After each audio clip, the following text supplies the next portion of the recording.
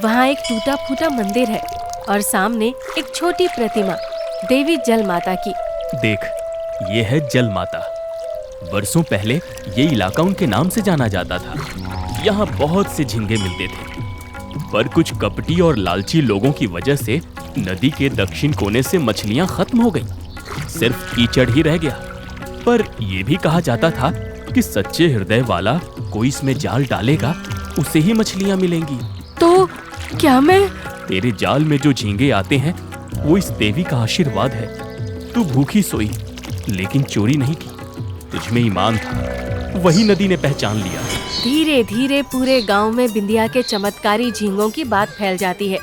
गांव का साहूकार शांतिनाथ, जो हर धंधे पर कब्जा करना चाहता है, अब बिंदिया के कारोबार में दिलचस्पी लेने लगता है। बिंदिया, अब तू मेरे साथ साझेदारी कर। मछली की प्रोसेसिंग फैक्ट्री लगाऊंगा, तू सप्लाई कर, मैं बेचूंगा। माफ कीजिए, मुझे कोई साझेदारी नहीं करनी, बस सीधी साधी कमाई करनी है। गरीबी भूल गई है तू? हाँ, अगर साझेदारी नहीं करनी तो कल से अपना ठेला कहीं और लगा। यहाँ नजर मत आना, समझी? ये जगह आपकी नहीं है, इसलिए यहाँ से मुझे हटाने का अधिकार भी आपका नहीं है। तुझे पता चल जाएगा कि मेरा अधिकार कितना है। रात को शांतिनाथ के गुंडे बिंदिया का ठेला तोड़ जाते हैं। अगली सुबह छोटू रोता है। माँ, उन्होंने सब तोड़ दिया, अब क्या करेंगे? जिस नदी ने हमें इतना दिया था वही फिर से देगी बेटा। अब ये लड़ाई अकेले मेरी नहीं, पूरे गांव की है। अगले दिन बिंदिया उसी जगह पर चादर बिछाकर मछली बेचती है। जब सभी गांव वालों को शांतिनाथ की सच्चाई पता चलती है तो वो सब उसे खरी खोटी सुनाते हैं। शांतिनाथ बिंदिया से माफी मांगता है और उसको नया ठेला लाकर देता है। देखा छोटू, मैंने कहा था ना, ये लड़ाई मेरी अकेले की नहीं, पूरे गांव की है।